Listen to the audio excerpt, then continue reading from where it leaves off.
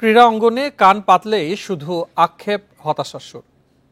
আন্তর্জাতিক পরিসরে দেশের পতাকা উড়ালেও ফেডারেশনের পক্ষ থেকে দেয়া হয় না কোনো সহযোগিতা। ঈদে পরিবারের শখ পূরণের সামর্থ্য নেই অনেকেরই।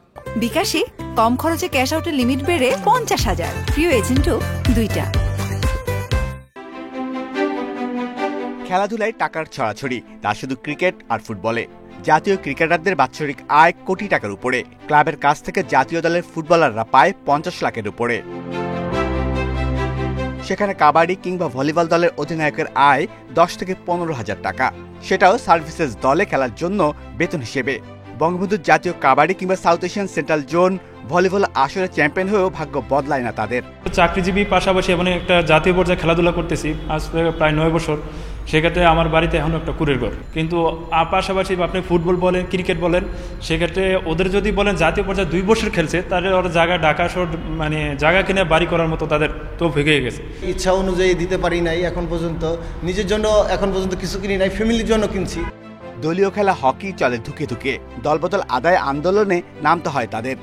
1.5 মাস 2 মাসের একটা খেলা খেলে যদি আপনি 15-20 হাজার বা 30,000 টাকা পান, এটা ওর ঢাকায় থাকাই তোর জন্য টাফ। অন্যান্য ফেডারেশনগুলো ক্রিকেট বিসিবির মতো ভালো দলগুলা যেগুলা বেতনভুক্ত আছে, এই সুবিধাটা আমাদের নাই। অ্যাথলিটদের কণ্ঠে হতাশার সুর। বিভিন্ন গেমসে ভারোত্তোলনে স্বর্ণসহ একাধিক পদকজয়ী মাবিয়া জানান, শুধু গেমস এলেই তাদের কদর বাড়ে। ঈদের একটা সালামি বলেন বা ঈদ বোনাস বলেন বা একটা মাসিক হাত খরচ বলেন, এটা আমরা আমাদের ফেডারেশন থেকে পাই না। আজকাল শুধু ক্রিকেটেরই গল্প, তারাই সকল সুযোগ সুবিধা পাচ্ছে, যেটা ওদের ফিউচারে আর চিন্তা করা লাগে না।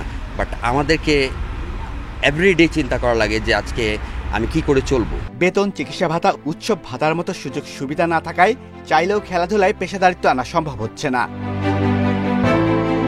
Shamim Ahmed, independent news, Dhaka.